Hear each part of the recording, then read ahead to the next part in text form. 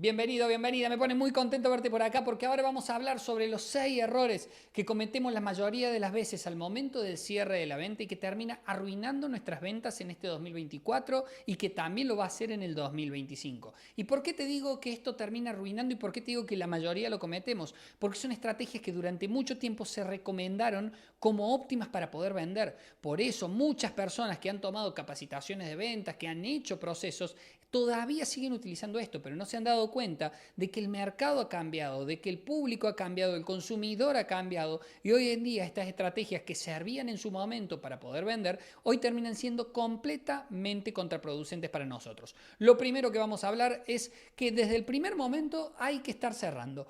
Esto es una frase que siempre se ha dicho, ¿no? Todo el tiempo tenemos que estar cerrando, todo el tiempo tenemos que cerrar una venta.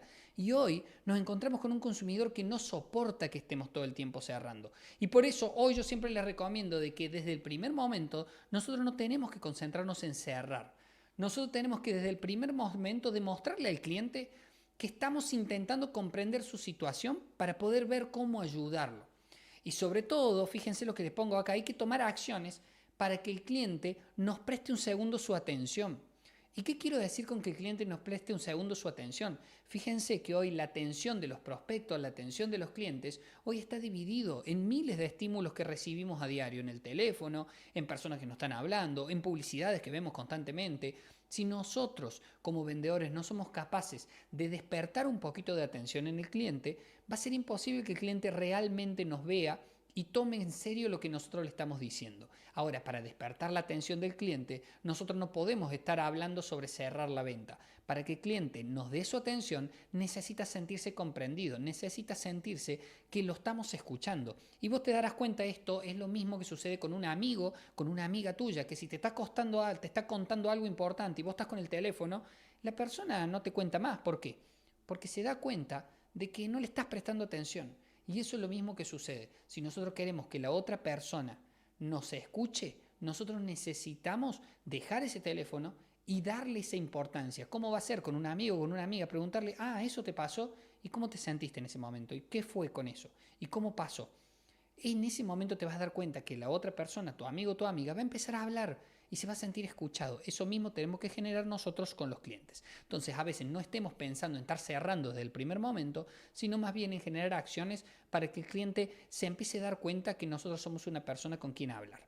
Ahora, segunda gran acción que durante mucho tiempo se recomendó. Todas las acciones que hacemos tienen que conducir al cierre. Todas las acciones que vayamos dando tienen que ir direccionadas para cerrar una venta.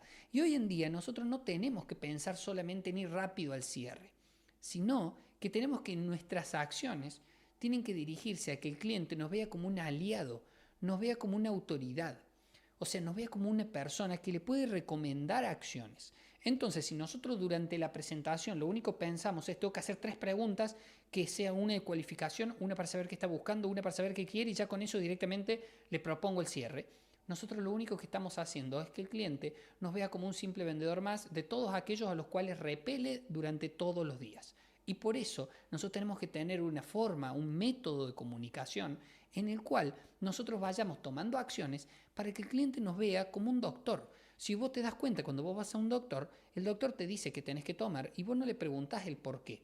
No te empezás a cuestionar qué es lo que te estás diciendo. ¿Por qué? Porque es una figura de autoridad que te está transmitiendo de que sabe y que como sabe te está recomendando algo.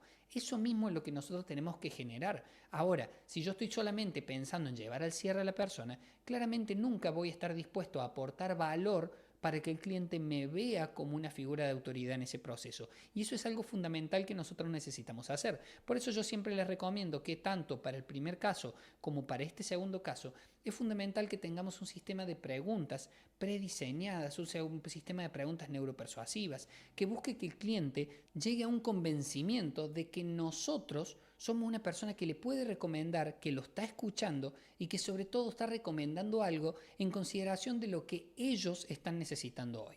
Ahora, la tercera gran frase que durante mucho tiempo se ha escuchado y que muchas personas siguen utilizando al día de hoy, hay que hacer todo rápido, sin dejar que el cliente piense, ¿no? Hay que llevarlo lo más rápido posible y que el cliente avance en el proceso y que cuando llegue la etapa de cierre que tome una decisión ya y que no se vaya a pensarlo y que no demore un segundo porque si no se me escapa el cliente y no va a terminar comprando. No sé si algo así alguna vez te habrán dicho o si habrás visto a alguna persona que ha querido hacer eso.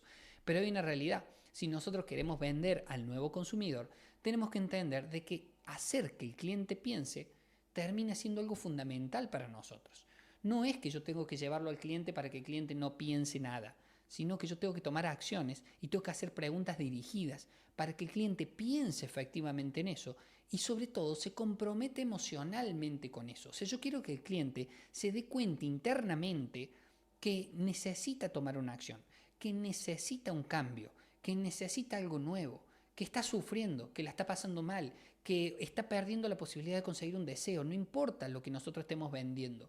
Tengo que hacer que el cliente se comprometa emocionalmente para que esa emoción sea la que despierte la actitud de compra. Y por eso tengo que tener las preguntas muy bien direccionadas para cumplir este punto. Yo necesito no intentar hacer todo rápido, sino que muchas veces generar preguntas que hagan que el cliente piense y en su propio interior termine encontrando las respuestas que son las que después va a exteriorizar. Entonces, en vez de ir rápido, lo que nosotros tenemos que hacer es pensar en proyectar y en avanzar en el proceso, pero haciendo las preguntas correctas. Por eso yo siempre recomiendo tener un sistema de preguntas neuropersuasivas para que permita que los clientes lleguen a ese convencimiento interno, ¿no?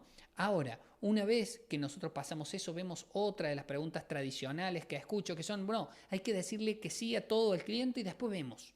Intentemos vender, después vemos cómo solucionamos. Hay que decirle en todo momento que sí. Si el cliente dice algo, sí, hay que decirle que sí, que sí, que sí. No hay que contradecirlo nunca. Y hoy en día el consumidor no busca una persona que le diga que sí, porque hay una realidad. Nunca el cliente nos va a ver como una autoridad si nosotros solamente decimos que sí. Nosotros tenemos que ser capaces de mostrarle ángulos diferentes a los clientes. Y eso no quiere decir que estemos en contra.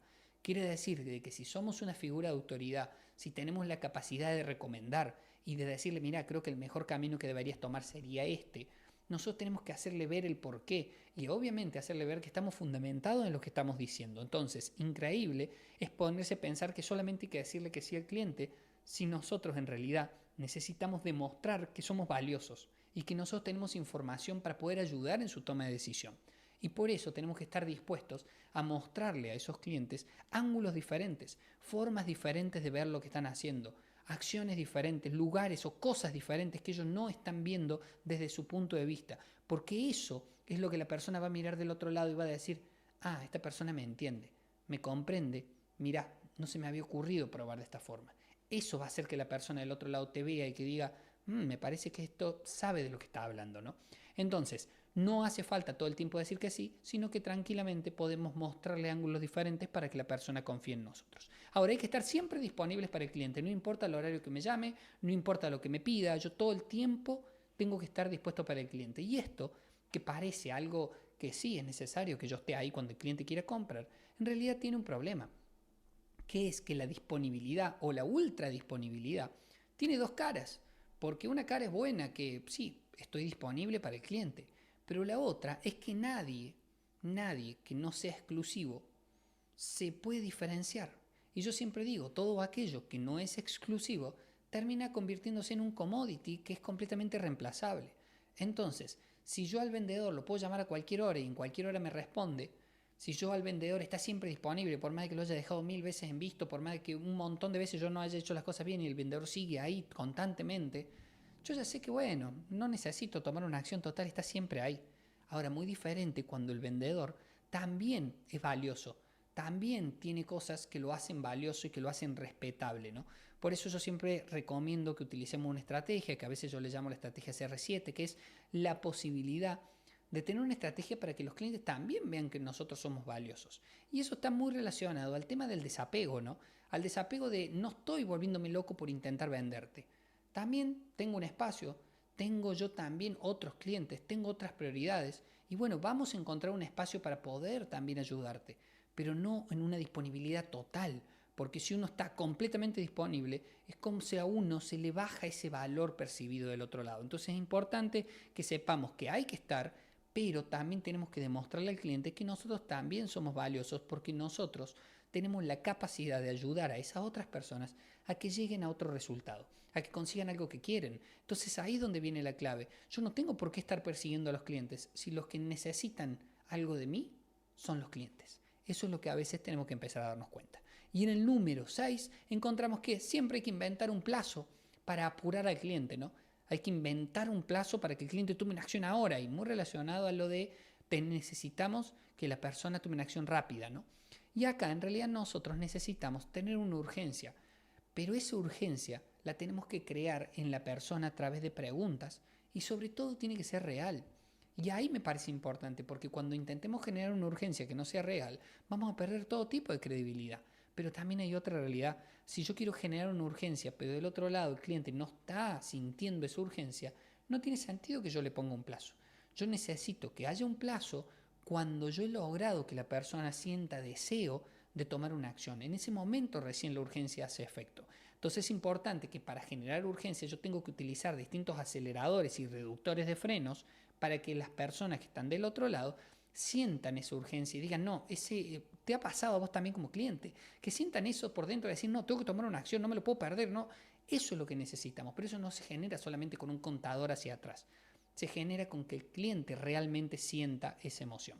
Ahora, es importante saber que si querés que te ayudemos a implementar todo un sistema de ventas, desde el momento que intentamos captar a un cliente hasta el momento que le damos seguimiento, que armemos todo un proceso para ir perdiendo los menos clientes posible en cada etapa y que podamos aumentar la cantidad de personas que llegan a esa etapa final del cierre y obviamente optimicemos esos cierres de ventas, ya sabes que debajo de este video puedes encontrar un botón en donde puedes reservar una llamada con mi equipo para que veamos cómo podemos ayudarte a implementar todo este sistema, desde la prospección hasta el seguimiento posterior, pasando por más de 45 técnicas de manejo de objeciones, técnicas de cierre de ventas, más de 10 técnicas para poder prospectar, más de 35 técnicas de seguimiento. Vamos a darte todo, copiar y pegar, ayudarte para que lo puedas implementar en tu propio proceso de ventas y obviamente con eso consigas llegar a muchísimas más personas. Ya sabes, puedes reservar en el enlace acá abajo y como siempre te digo que seas súper feliz. Adiósito.